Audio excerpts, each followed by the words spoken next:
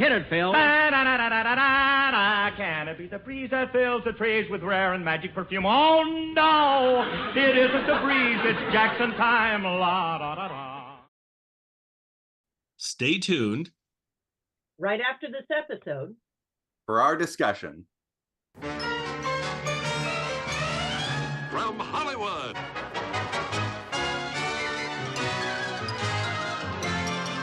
The Jack Benny Program.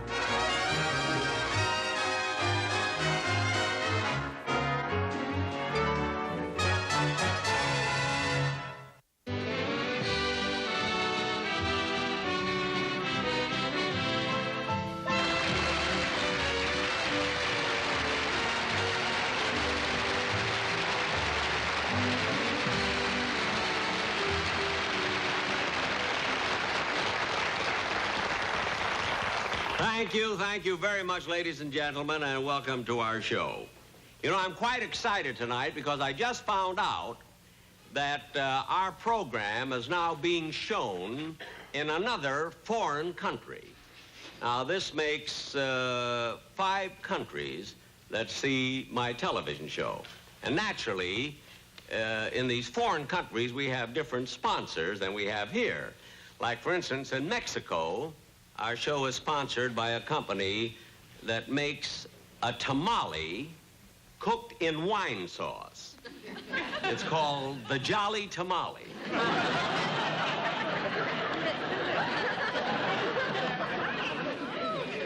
Then in Japan, we are sponsored by a company that manufactures a hairy-carry pocket knife. Since I've been on, they can't make them fast enough. Sort of get you right here, you know. Then let's see where... Oh, yes, in India, I am sponsored by an oxen deodorant. I mean, it's not a powder or a cream or a spray. You just pull out the pin, count 3, and throw it. Jack, hold it, please. What? On the air, you'll cut your monologue right here. Well, why? Well, why do you always have to cut my jokes while we're rehearsing right now? I mean, why don't you cut something else? If I had a hairy-carry knife, I would. All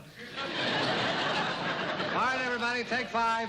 5 minutes. Look, well, as long as this is a rehearsal, why don't we just go through the show? Because we're supposed to rehearse Dennis Day's number next, and he's not here. Oh, for heaven's sakes. Here I am. It's my show. I'm always on time. I can't find Dennis. He's Mr. always Benny. late. Mr. Benny, Yes? I'm a new stagehand here. I've been an admirer of yours for years and years, and I thought maybe you'd give me your autograph. Well, yes, I'll be glad to. Yes. Write it to me personally. Do you? Okay. Let's see. What's your name? Hyman. Hymeny Vadexophilus.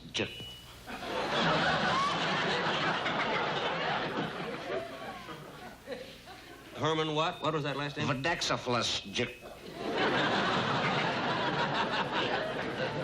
Herman Verdexophilus. Vadexophilus. I see. Well, how do you spell that?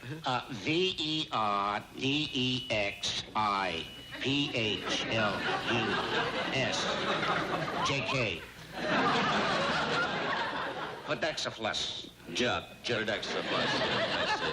see. Geez, a strange bunch of letters there. How'd you ever get a name like that? Oh, my father used to make eye charts.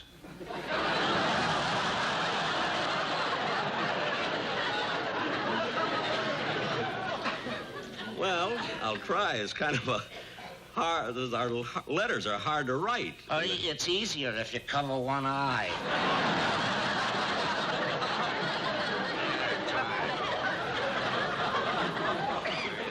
Verdexophilus. Jerk. I got this. Did I spell it right? Yeah, most of it. Mm-hmm. You spell Hyman wrong. Yeah. And thank you very much. You're welcome. Oh, I've been a great admirer of yours for years and years. Oh, big fan. Thanks. That's very, very nice. Well, I've seen everything. Now, Don, will you finish the sandwich so we can get going with our rehearsal? We got a big show coming on. Well, Jack, if this is such a big show, how come you hired a magician nobody ever heard of? Because this magician I hired is absolutely wonderful. I saw him the other night. We're very fortunate that we've got him. Where'd you find him? You know where I'll tell you where I found him. You know, the other night I was working very, very late in my office, you see. And, Want by? yeah. And I was working late, so I was driving home, you know, afterwards, and then just for a little relaxation, you see, as I usually do. Some more? No, thank you. For relaxation, I stopped in Ben Blue's Nightclub. Oh, that's wonderful.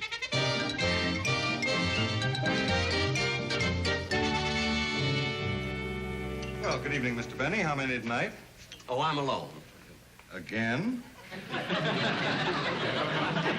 What do you mean, again?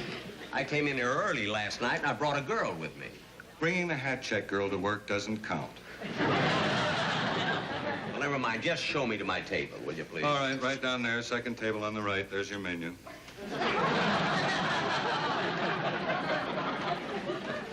When you don't tip, you get nothing. Oh, well, I'm used to it. Hello, Mr. Benny. I saw you come in, so I brought you your usual drink. Well, this is a nightclub, and we don't want anybody to know you're drinking hot chocolate.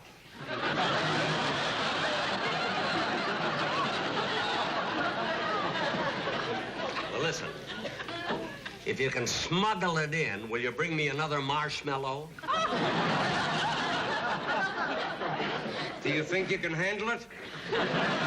Just go and get it, sir. Yeah.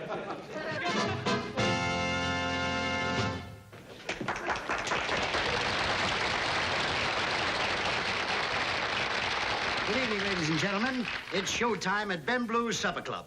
And we start our show by presenting the world's greatest prestidigitator, manipulator, and mentalist of all time. This man has baffled the nation with his predictions. Okay, I'm ready.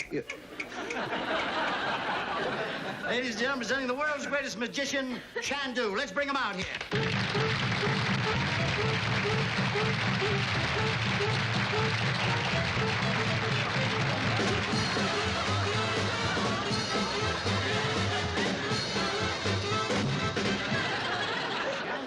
Careful, that delicate brain of yours.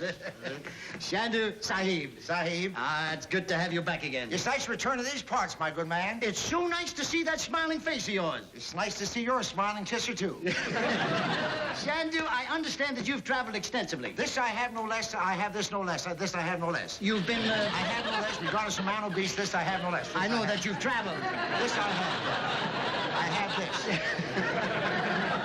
This I. You did. This. Would you like to tell the lovely ladies and gentlemen where you've been? No. Ladies and gentlemen, Shandu will now answer any question on any subject. Biology, astrology, or nuclear Where you're fission. from, your next governor, anything, your price of your admission, anything. Just anything at all. Yes. Are you ready? I'm always ready. You're Thank always you. ready. Oh, Shandu, I have a young lady. Oh, send her up. No. Shandu, quickly, I want you to tell me this young lady's name. Little lady's name is starting to come to me. Her name is, let me see now. Her name is Cosgrove. No. Joe Cosgrove. False. Joe Cosgrove. No. Frank Cosgrove. No. Dexter Cosgrove. Mordecai Cosgrove. Henry Cosgrove. Just a moment. It's not Cosgrove. Think of that, isn't it? So? It's a girl's name, a simple name like Helen or Mary. Oh, Helen? No. Mary? No. Try Francis. Francis. No. Francis. Look, it's very simple. I'll give you a little hint. All right. The little lady's name is associated with a train. Oh, something to do with a train. Her name is Baggage? Yeah. She's sitting there with her husband. Excess baggage? Something to do with a train. Oh, I see. Her name is Small Trunk? No. Caboose. False. Hot Rod? No. Observation Platform? Incorrect. Something to do with a train? No, you're not conscious. Choo-choo? No. Ooh. Shandu, look, it's very simple. Really? Something to do with a train, right? All right. Upper and lower. Gums? Yeah. Upper burr, lower burr. Her name is Berber? No. Her name's Beerbacher. No, Beerbacher. No, Her name is Remarkable. Bigabagaboo, I'm getting a headache with this. Her name is why did you pick her? Sandra, you're not concentrating. It's very simple. Look. B-E... Her name is Bertha. Right, there you are.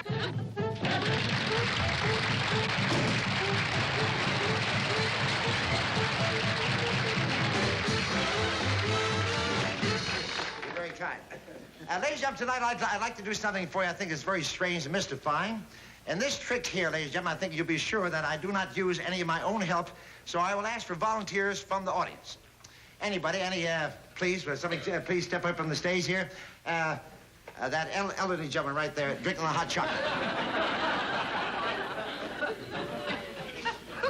How did he know?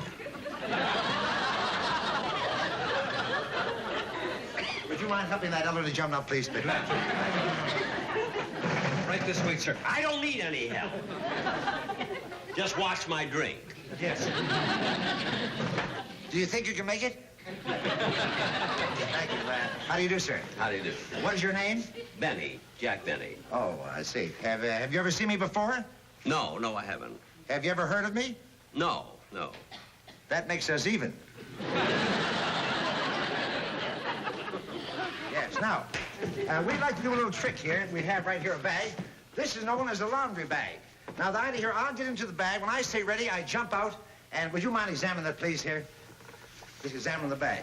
Well, it seems like just a laundry bag. An ordinary laundry bag, ladies and gentlemen. Here's the gun. Now, when I say shoot, you just fire away. Now, don't shoot till I say ready, please. Now, wait a minute. This is no trick. You're not fooling anybody. There are blanks in here. There's one in every audience.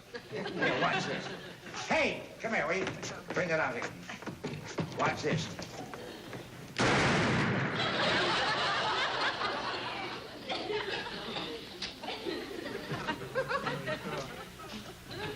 Gee. Now, when I say ready, please, go right ahead. Ready! Ready! Yeah, I just can't pull the trigger. You've had too many marshmallows. I had 4. Please, would you mind shooting that thing? Are you ready, Shandu? I'm ready!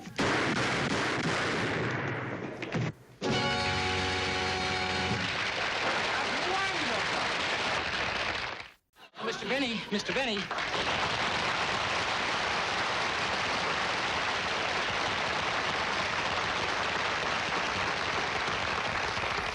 Well, kid, it's about time you got here. Well, I'm sorry I'm late, Mr. Benny, but look, I've got a note from my mother. A note from your mother, huh? What am I, a school teacher or something? Says, please excuse my son Dennis for being late. But this morning we had to rush him to the hospital and have his appendix taken out. Dennis, your mother has a wonderful sense of humor. This is a very, very funny letter. Yeah, it sure is. Now, why aren't you laughing? It'll break the stitches. Now, cut that out. That's what they did. Dennis, I want to ask you something. If you had your appendix taken out this morning, how could you possibly do a show here this afternoon? Oh, I can sing, but don't ask me to dance. Dennis! Oh, the stitches! Now stop with that silly talk! Jack. What? Shandu just arrived. He's in his dressing room. The magician? Yes. Oh, is he here? Yes, and he asked me to give you his card. Oh, wonderful.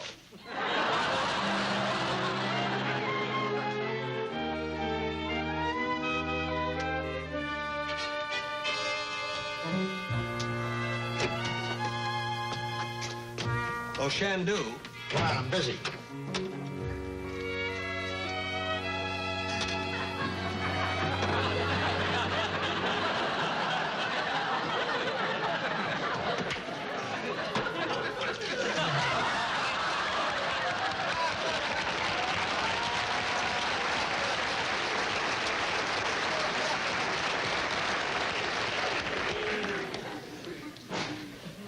What do you want?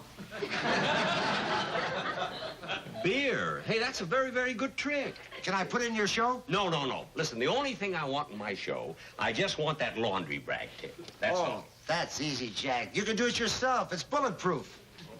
What? Bulletproof. You mean that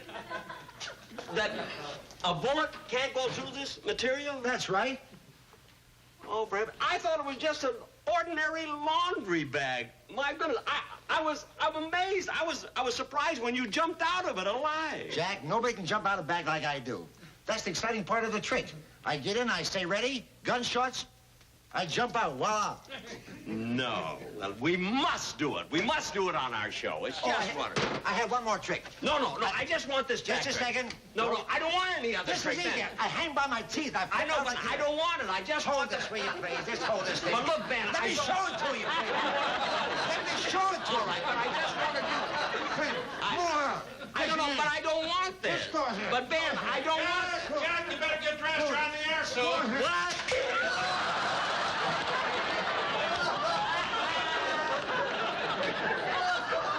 Okay, I'll take it out. Oh, I'm sorry, but look at Ben. You better be ready.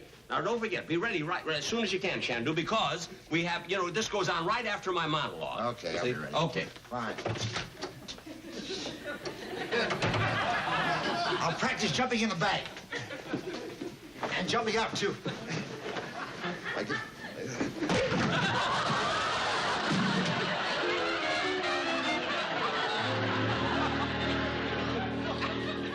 Ladies and gentlemen, I would like to tell you many more jokes, but I'm very, very anxious for you to see one of the greatest tricks that has ever been known, has ever been seen on any stage. Jack, I see you a minute. Well, excuse me, just a moment. What is it, Don? Jack, I've looked all over for Shandu, and I can't find him anywhere. But Shandu, I just left him in the dressing room. Not there. Oh, for heaven's sake. Well, Don, you entertain the audience. I'll go out and look for him. All right. Hurry up. Well, ladies and gentlemen, while Jack is gone... Man,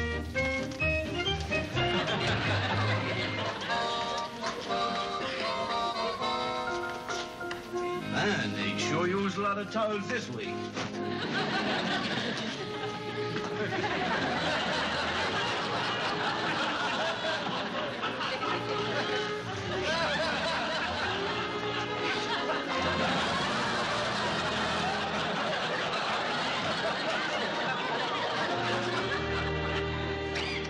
Shandu.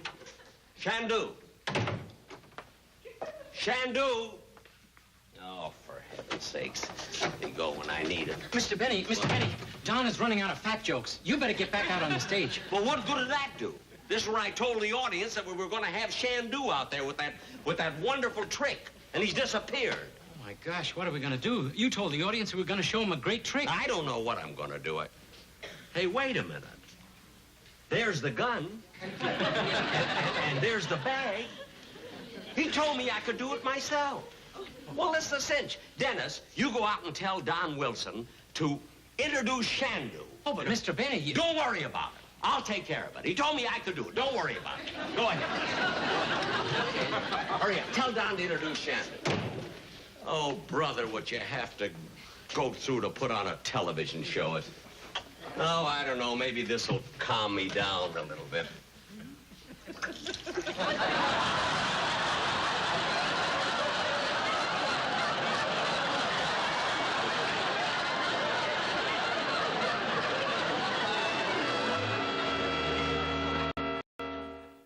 And now, ladies and gentlemen, to get on with the featured part of the show. As Mr. Benny promised, you are about to see the most fantastic magician in the world. The one and only Shandu.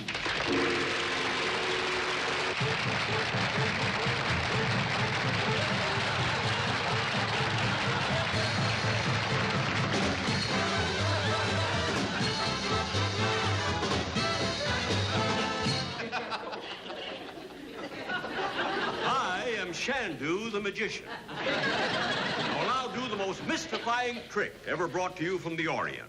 But first, I will need my assistant. All right,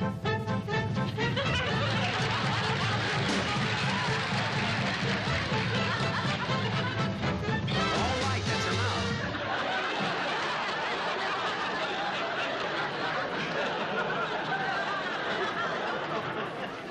Now, my assistant assistant will get into this plain, ordinary laundry bag, and while he's in there, I will fire 4 or 6 bullets right into the... Come back here! I'm not gonna get in that bag and let you shoot 6 bullets through me. I'll get killed. Dennis, this isn't a laundry bag.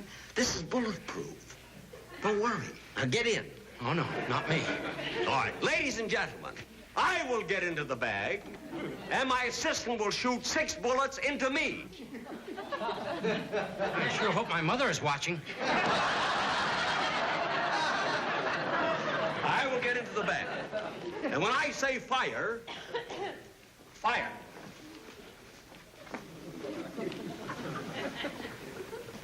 Ready, fire! Well, go ahead, you stupid kid. When I say ready, fire.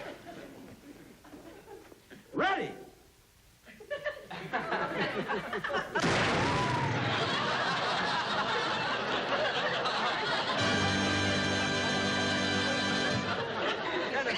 Why aren't they applauding? I missed the bag. Oh, for heaven's sake, now we have to do it over again. For heaven's sake, aim right at me, will you? Aim steady. Okay. Now, when I say ready, fire. Ready!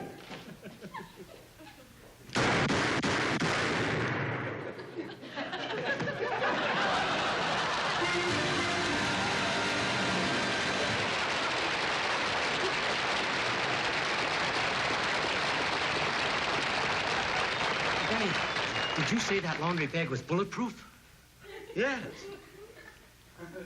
Take a look in the bag. There's 4 bullet holes in it.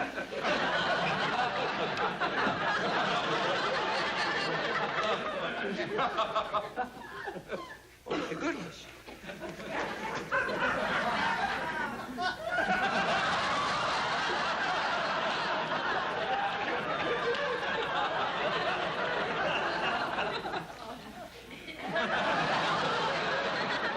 It's 4 bullets.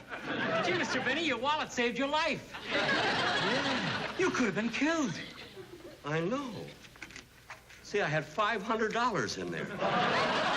Dennis! Look at you, ruined my money. You couldn't aim for my head, could you?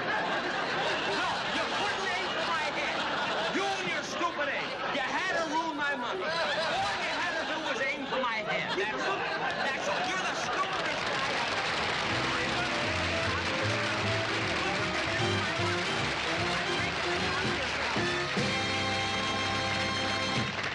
Jack will be back with his guest star, Ben Blue, in just a moment. But first...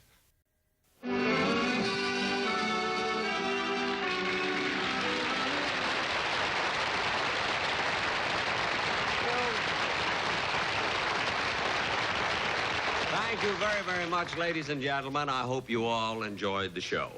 And now I'd like to bring out for a bow my guest star who played Chandu, Mr. Ben Blue.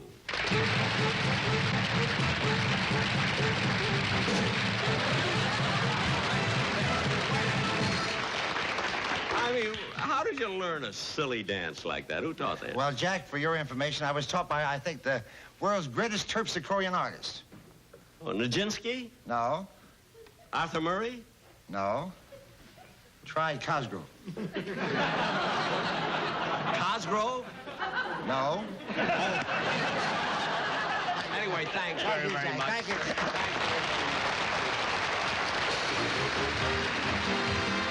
Well, hello again. This is Buck Benny speaking. I am joined today by 2 wonderful co-hosts here. We have John Henderson. Hey, John. Hello. Hello, hello. And we also have Kathy Fuller-Seeley. Hey, Kathy. Oh, howdy. Kathy, any new news on book? Are we getting any closer or? Well, we're in production. So hopefully that means I'd say before June or July, we'll have volume 4. Quick? And I'm asking for a expedited volume 5. So I hope to, have it out in the fall. So we'll be doing some Chevrolet. So That'd be awesome. Yeah, I mean, my advice is always, if you can, get something out right before Christmas because they're great gifts to Very give people. So that if you have Benny fan, and then I'll talk to people about putting on their Christmas list. Yeah, thank you. They're great fun.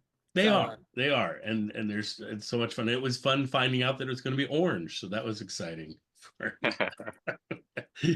Anyway, today's episode is, speaking of colors, we have Ben Blue. And Ben Blue is our guest. Ben Blue has a history with Jack and a history with vaudeville and with movies and television. Oh my goodness. He had an early television show, I think before 1950, like 47, 48 or something like that. He had his first film was in 1927. His last film was in 1975. And he has a whole slew of films in between. I'm going to quiz you guys a little bit on Ben Blue trivia, just to see if you know what you know. Well, I'll tell you, I won't know it because I'd never heard of Ben Blue before. But... I'm going to have you make guesses. How many? Me either, but a little Wikipedia help. So, how many Jack Benny films do you think Ben Blue was in? Not necessarily. Let me classify that a little better. How many films was he in that also featured Jack Benny? Well, given that it is a question, it's more than zero. It so I'm is going more to than say zero. Three. John, though you said you would not know the answers to these, you nailed it, John. Nice job. So he was in Artists and Models as the earliest one. And then he was in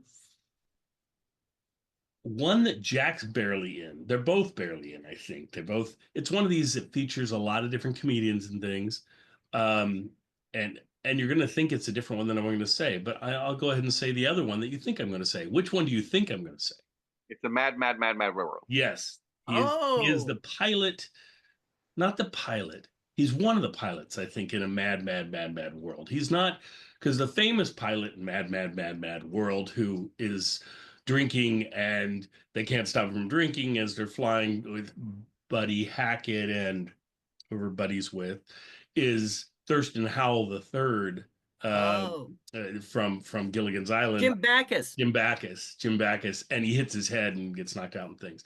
But the other pilot, I think it's the one who I think they fly a crop duster maybe or something like that at one point, and I think he's the pilot for that if I remember right. But he's definitely in the film somewhere. Anyway, and then he's also in another film that's not. It's a Mad World, but it's similar in that it does grab a number of comedians for these little bit parts. Certainly not anywhere near It's a Mad World, but maybe it has 10 comedians scattered throughout it and things. And I want to say it's either a guide for the married man or like the Turtle Song. Sex and the. Do you remember a guide for the married man? I happened to hear the theme song to it, a dreadful song on Spotify the other day. Great. But Jack is in that for a very short amount of time. I can't remember the part Jack plays. I want to say a psychiatrist or something that one of the. I've seen that clip before. I can't remember, but it's very short. Yeah. And then Ben Blue's in it at some point. Are they ever on the screen together in any of their films? I don't know. It would be a good chance that they're not. I bet they're not in The Guide for a Married Man or a Mad World. They're definitely not in scenes together. And then Artists and Models Abroad, who knows? Maybe that'd probably be the best chance of them maybe being together. I'm supposed to at some point do an Artists and Models Abroad thing with Zach. So we'll see if that comes about, and then I'll probably know more, which would be great. He was on the Jack Benny TV show just this one time. On the radio show. Any idea how many times he was on Jack Benny? I found him. I found 3. Yes, 3 is a common number with his appearances. He is on 3 times. He's on every other week for 3 weeks straight. Oh, well, for 3 times appearances straight, so 6 weeks or whatever every other week. And then he's never on again. And that was 1936. Yes. So. It was Phil's first season, I believe. And we have all of them. I remember I'm annoyed at his character most of the time. He's a character that can't stop laughing when he delivers his lines, and that's supposed to be the funny part. But to me, he doesn't even get his lines. It almost feels like an amateur doing it or something who just thinks everything's so funny. But I guess that's the humor in it. On the second one, everyone he plays Ben Blue, and they call him Ben. I think he's Phil's manager in one. He might be in Phil's manager in all, for all I know. The second one, he plays his wife as well. So he's Ben Blue and he's Betty Blue that he plays. And then the third one, I don't know what he's doing there. But they're not the best. I don't know. He kind of has a little bit, at least in this one appearance on Jack's television show, to me a little bit of like he's almost doing a Groucho type presentation. It's very physical comedy, and the whole him going around that circle and then slipping every time, and then Jack does it. I All I do is when he does this thing, I enjoy it. When Jack redoes it with Dennis, I think it's so much funnier than when they're redoing something. And so the second time is you're asking for trouble if you're redoing something and you're doing it a second time. But I thought they nailed it better than the original group. Well, sure. As part of your research, I went on Wikipedia and learned that in just at this time period, Ben Blue had opened this nightclub, supper club nightclub in Santa Monica called Ben Blue's. So when we see the marquee, that's, I think, the real marquee. And it suddenly become the hottest place to be in Los Angeles. Wow. So it was riding high and was open for about 3 years. And so he must have been his own stage show. It sounded like I was reading about him, and it said he opened a few. He opened some in Vegas before, but they didn't last too long. I think they'd always have trouble. Or he'd also, when people were opening their creating a new motel or whatever in Vegas, he would often be the first performer they'd have come in, and he'd be like the opening guy. He was I assume a little like who's the other one that's known as the famous Toastmaster? That's George Jessel. Georgie Jessel. I was thinking maybe he's a little like Georgie Jessel in that he's big within Hollywood, within these group. He's a comedian sort of thing. But do we see him as much as some of the other big, the Bob Hopes and stuff? Probably not. He's more of a background-ish guy.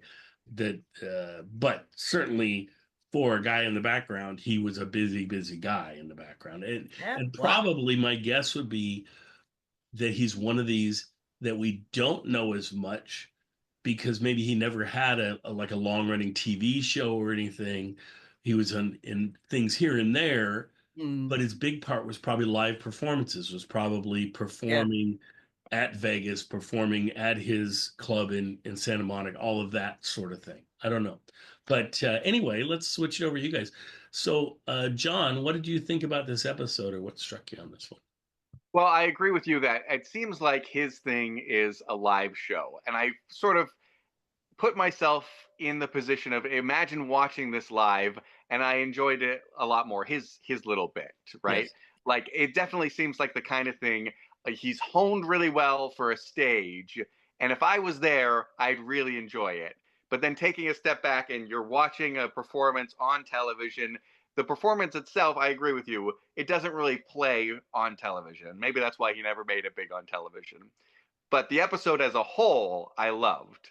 And I loved the way that it was built and layered. So, he does the bit, and then, the whole silly thing about, like, it's so unbelievable. Like, the idea that he would actually get that all switched out. It's very classic TV, very contrived for television, but I enjoyed it.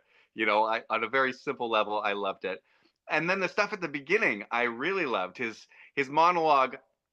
I mean, the Harry Carey stuff, I'm sure we wouldn't do today. Right. But there's a couple of different kinds of jokes that we wouldn't do today. There's ones that are just offensive, and there's others that are offensive, but they're also funny. So I thought it was funny, even though it's not something that we would do today. But then the bit with Mel Blanc and his unpronounceable name Yeah, that was so funny. That was the highlight of the show, and I loved that. And then as he's spelling it for him, and it just goes on and on and on. Yeah. I do love that. I love seeing Mel, of course. So, Kathy, what were your thoughts on this? Well, I'll be the slight contrarian here. To me, I wish that this had been actually done live before an audience.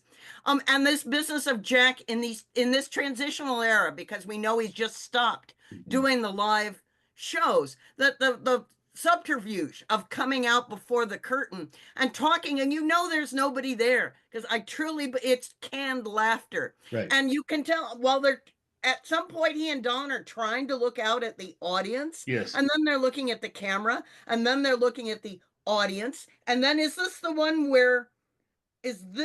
No, it's the other one where Dennis sings and they bring in 3 rows of fake audience to pretend that there was an audience. So I fascinating. And just you say, I found Ben Blue fascinating as somebody we don't remember today, because he was mostly known live and in small parts. And just as you say, somebody in the industry makes for sort of a good fictional novel. When somebody's always writing, has to make up somebody who's at that mid-level rung of 20th century entertainment. You couldn't do better than to make up Ben Blue. I think you make a really good point about his being Groucho-like, but I also wonder if Johnny Carson saw the Shandu the Magician, because that big thing it just reminded me of the what's Carson's character? Johnny's no, I know who you're talking about. What was that, John? Is it Santini, the great Santini? It will come to me, but in a way, but then Johnny always had to be smarter. And do a few stupid things, but then be smarter. Whereas this Shandu the Magician is incredibly stupid. But wasn't there were movies about Shandu the Magician and that character, and I think stuff on vaudeville and on radio. So it was a sort of a well-known kind of character. I'm gonna be the magician. Yeah. It did kind of seem like exactly. Sis boom ba. Sis boom ba. Let me see. Yes. The sound of an exploding sheep. I love that. That's hilarious. So I know the character too, but I'm drawing a blank on the name. Yeah. Of course, in the show notes, there's going to be 40 people that post. Karnak. Yes. So. Yes, he reminded me of that as well. The guy I need to point out in this one to me is Dennis. Dennis and Don do such a nice job of whatever they have to do. They make the most of it. Yeah. Dennis in this one, he doesn't sing, though I didn't check in the I couldn't find in Laura's notes that she said that he was singing, it was cut out. That's what I would have thought. It would have been the part they cut out, would have been his song, because they're always looking for, we got to shorten it up for modern audiences or whatever. So I would have thought it would have got cut out, but whatever. But when he gets on at the end with Jack and they're doing their version of the bit, I love him in there. He's funny. He keeps anyone else usually, it's hard when you have Jack Benny in full gear of an outfit performing next to you. And all you have is like a hat, and that's all you have going on, and then your regular suit. But he held his own with Jack, and he was fun. His body movements and everything he did. He did the running around in circles and the slip thing himself, and did a nice job. He's very good at the physical comedy stuff. And you wouldn't. Why? Why would he be? It makes no sense that he's good at physical comedy and he's good at impressions, but all he was a singer. So yeah.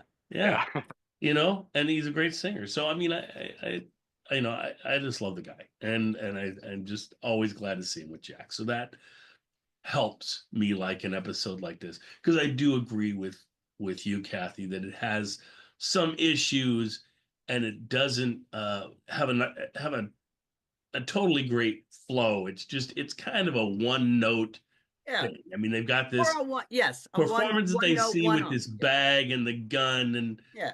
and the bag's bulletproof. We have to know that to make this whole thing make sense and work. Though every time they shoot the gun at the bag, it looks like they're aiming it not anywhere near the bag. Yeah. And I'm like, okay, well then we don't. This is truly bulletproof or not, because they don't seem to be aiming it there. And I mean, as a performer, I'd probably do the same thing. You're told all the time, don't aim a gun at a Well, person and exactly. shoot it. See So what happens when you forget that. yeah. So I'd be aiming it a little bit away from the bag and hope that because the camera angle and everything, it looks like I'm shooting the bag. And that's what I think they were doing. Because you could see even the smoke and everything goes behind the bag and stuff, but whatever. So interesting show. So John. I was gonna say, like, for me, there's something about, I don't know whether it's the energy or the effort they're putting in or something that can make or break a show like this. Because the script is fine, you know, where it's like you got these silly jokes like the appendix bit with Dennis Day, right? Yes. Where it's like if something is off, if the performance is not good, it's just like, oh, get me through this, right? But there's other times when it just seems like they're into it and it makes me into it.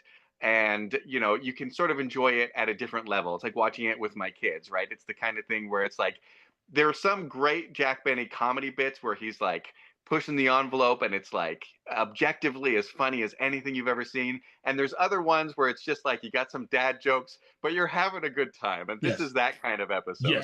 Yes. And Dennis really pulls off still. This is we're in 1960 now, folks. This is January of 1960, so we're just crossing into 1960. Dennis still does a beautiful job pulling off the dumb kid sort of routine piece with and annoying Jack, and they do a beautiful job at it. And what's nice is they use it so sparingly now. You haven't seen it in a while. Dennis and Dawn are both utility players for Jack. They do whatever they need to do. He makes it work. But every once in a while, for Dennis at least, Dennis has certain bits from the radio show that can come up. And I'll give you right. That's just 22 years for Dennis. Of everything he's been able to develop working with Jack. So and he's quality. He does a nice job here. So I'm very happy with it, and I'm happy to have just that watching Dennis and Jack just enjoying each other so much is still a joy. And it's not something I don't think it would work if it was every week, but I think the fact that it, a few times a season they really take it up they do something that's similar to what they used to do and things. So it's good for me. I like this. It's been interesting watching them in order, because for a while we were just picking random episodes, and there's some episodes that were great and live, and there's some episodes that were filmed and just seemed soulless. And it's like, well, at what point did that change? Was it just when they switched to filming? And I feel like this is the kind of thing where they're starting to do filmed episode, but they're still trying really hard. They're not just sort of throwing it together. Or maybe, I don't know, later, maybe they try to do something that takes longer, and so they don't have that same sort of like steam or energy or something like that. Right. But I feel like this is the point where it's filmed, but they're still trying really hard and it's working. Right. No, agreed. And I gotta give them kudos. They took something like Kathy says, this feels like it should have been a live episode, but they weren't doing live episodes anymore. They didn't want to give up on, so they essentially did it like a live episode, but filmed, and or mostly tried to. I would have liked it if they had a studio audience and everything would have been better, right? Yeah, for sure. And I think they do sometimes in the future have studio audiences that they actually have there, or some semblance of them, like Kathy was saying, 3 rows of studio audience or something. But whatever, they were always trying different things out, and then does it work, does it not work, I don't know, and they keep trying, and we'll see if they drift away from the live sort of feeling filmed episodes and go for more of the sitcom ones, or what they end up doing. But as we go on, but we'll just see. And I do like to, like John says, that we're doing them in sequential order, at least for us as we're seeing them, because Jack's doing exactly what I thought he would do, what I would do if I was in this position. He's lost Mary. Mary's not performing with him anymore. He's like, I need comfort. I need Dawn. I need Dennis in more episodes for a while. I need Mel. I need Frank Nelson. And so you see more of the relying on their cadre of players, because I think the comfort level for Jack is higher featuring those folks than a bunch of random people that he doesn't know, and he just has to rely on the writing and the acting to pull it off, of people that he doesn't know as well. And so, and it could honestly be why he grabbed Ben Blue at this as well, because Ben Blue, he knows they have a history together. And like I say, Ben Blue's got a nightclub. I'm sure Ben probably reached out to Jack, or Jack could have gone to his nightclub for all we know. It's totally a Jack thing to do, to go to his nightclub. The two of them are talking. He's like, oh, this nightclub is great. It's the best nightclub I've ever been to in my life, blah, blah, blah, blah. Oh, you'll have to come and do my show soon and whatever. And Ben goes, okay, I'll take you up on that. And so Jack's like, oh, okay. Then they create this episode because Ben Blue wants to. I have no idea if that's what happened, but it would tie into what I know of Jack Benny and the way he works. And I so agree with you all, and will walk back some of my contrarian view that who else, you can't think of anyone today who could mix up their genres and what they do on their weekly show. It is not, when I've said sometimes that Jack Benny helped invent the sitcom, you know, that's he's certainly, and I'm not speaking yet for probably 62, 63, 64, when more and more shows are set in his house with Rochester. But here, to do so many different things, to keep mixing it up with different kinds of premises and performances, is almost unheard of today. Well, pretty much unheard of today. So, and I liked the beer dispenser out of the black chalkboard thing. That was brilliant. And the fact that it looked like it was dishing out mostly foam. Very well, I thought maybe when Jack did it, it put out milk. Is that, did you think it was foam? I thought it was milk. Foam. I thought it was, okay. I thought it was milk. It would have been funny if it was milk too. I mean, they didn't say. No, they didn't say. Yeah. So anyway, anything else on this one? No, I think that covers it. I think it does. No. And delightful. And thank you for one I'd never seen before. So. Yeah, and I'd watched it maybe once. So, and even then, I don't remember seeing the whole thing. So, it was nice watching all the way through and spending some time with them. My goodness, yeah, just love these guys. So, and I love doing this with you guys. So I thank you so much. And we've made it to 1960. Who can believe that? We did the entire 50s together. I am born. Yeah, that's right. Well, very sadly, I never saw these shows. I didn't. I was apparently I didn't watch them when they were on prime time. Right. And I unfortunately didn't live in towns where it was being strip rerun at a time I could see them. So this is delightful to be tutored by you all in Jack Benny's television history. Well, and we have so many great ones coming up. I'm just excited to see where the rest of the 1959-60 season goes, and 60-61. I mean, we've just got some fun times ahead with these shows, and more of them in better looking quality, because more and more of them are going to be in the syndication package and things, which is nice to see, because this one, of course, has a beautiful look to it. It much better than our poor live shows. We can barely see who's who's on the screen. I can't see. It's like they're pixelated. I don't know who's who. That was the frustration of kinescopes. Yeah. Imagine being it's somewhere in the country where you knew other people were getting to see it live and in beautiful shape, and you're getting it like 2 weeks later in this miserable format. So, well, the thing is too, with these syndication episodes, they're made to look good on television, even big screen TVs and everything. So, I mean, they just look great.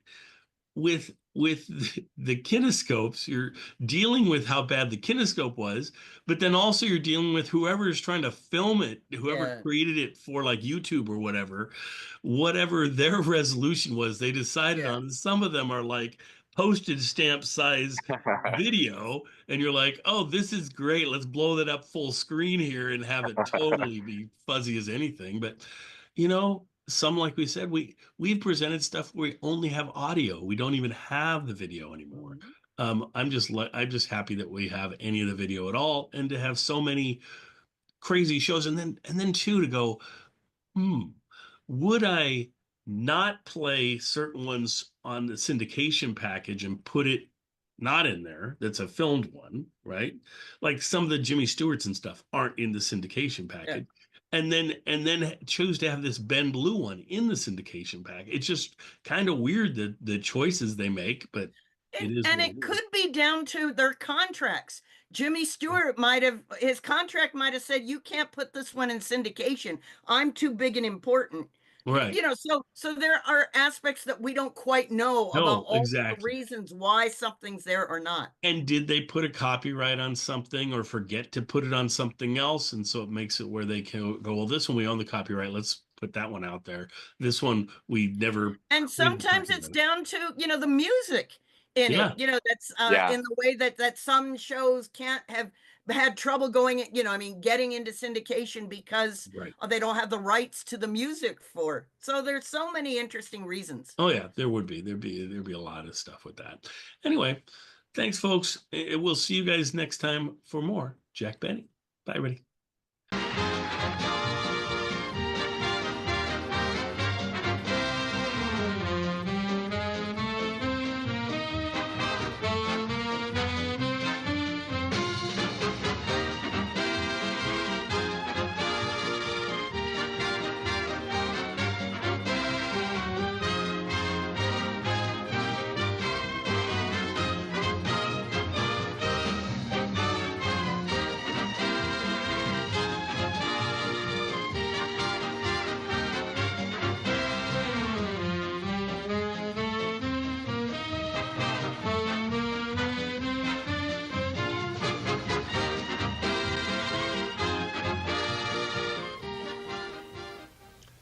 This is Don Wilson saying good night.